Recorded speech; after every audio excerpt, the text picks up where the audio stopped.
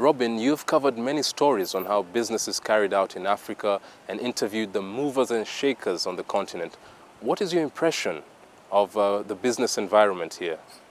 I'm an Afro-optimist, and I think there's a lot of optimism on the continent. I know that some people, when they're struggling to pay for their taxi or there's a huge amount of food inflation, people think, how is that possible? But actually, people on the outside looking at Africa and they're seeing opportunity and they're seeing money and they're seeing a dynamic Africa.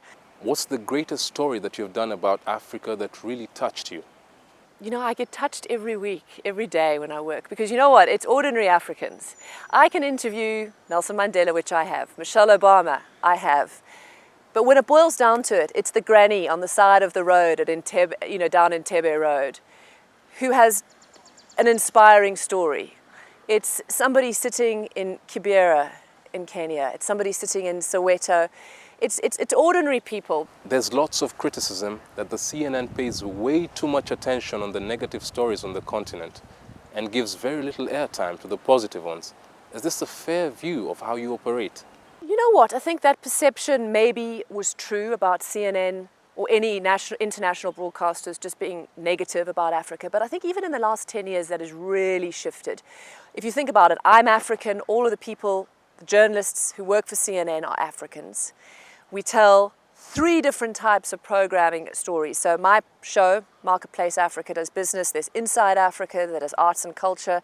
African Voices, half-an-hour weekly show on the grooviest, coolest people on the continent. So, I mean, the fact that there's this huge investment by CNN to tell ordinary people's stories, those voices are being heard on CNN more than any other broadcaster. And I think that the fact that, like I said, I'm a foreign correspondent in my own backyard telling African stories to a global audience is a very unique and very special place to be, because I understand this continent. I don't come in here with sort of stereotypes that perhaps people might be critical of, in the West. People come into Africa and many Africans are obviously very sensitive about some sort of post-colonial stereotype of the way the continent works. But I think as an African, and a lot of my other correspondents are all Africans as well, we have a deep sense that this is our story as well as everybody else's.